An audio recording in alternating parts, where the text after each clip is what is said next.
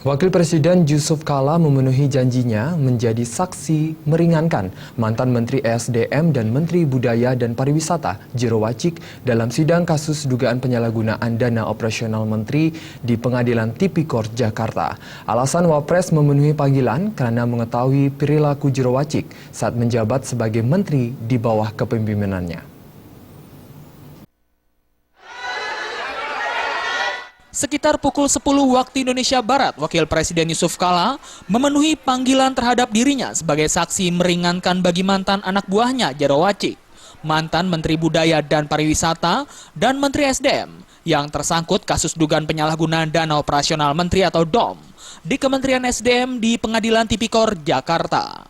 Hadirnya orang nomor 2 di Indonesia ini pun membuat pengamanan di Pengadilan Tipikor Jakarta Pusat diperketat oleh pengamanan pasukan Pas Pampres yang melakukan sterilisasi dan pengamanan ruang sidang Kartika 1 serta sekitar lingkungan Pengadilan Tipikor.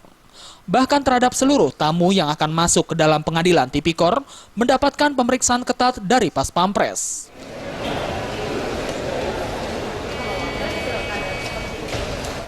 Ditemui usai menjadi saksi meringankan bagi Jero Wacik, Wapres Yusuf Kala mengatakan dirinya memenuhi panggilan sebagai saksi meringankan karena mengetahui perilaku Jero Wacik saat menjabat sebagai menteri di bawah kepemimpinannya yang dinilai memiliki kinerja baik karena dianggap berhasil meningkatkan sektor pariwisata kala menghadapi masalah bom Bali saat menjadi Menbudpar. Ya, sebagai saksi kan yang mengetahui, yang melihat, yang melakukan pada situasi semuanya peringatkan tadi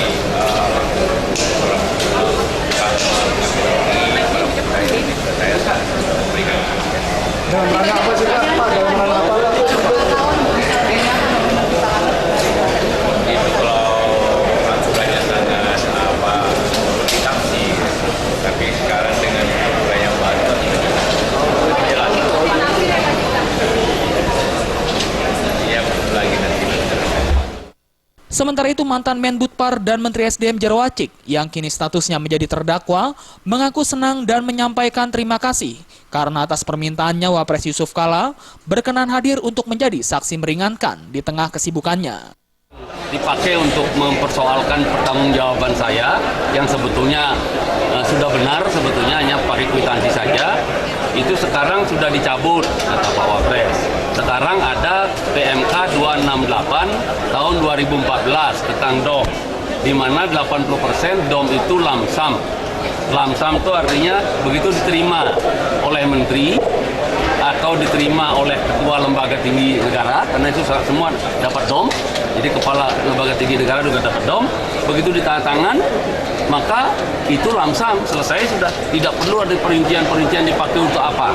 Itu ya tentu si pejabat tinggi ini, menteri ini bertanggung jawab atas penggunaan itu, ya, dengan kepercayaan presiden menjadikan dia menteri, kan dia harus menjaga martabatnya, tidak akan disemau-mauin, tapi diberi kewenangan diskresi menteri.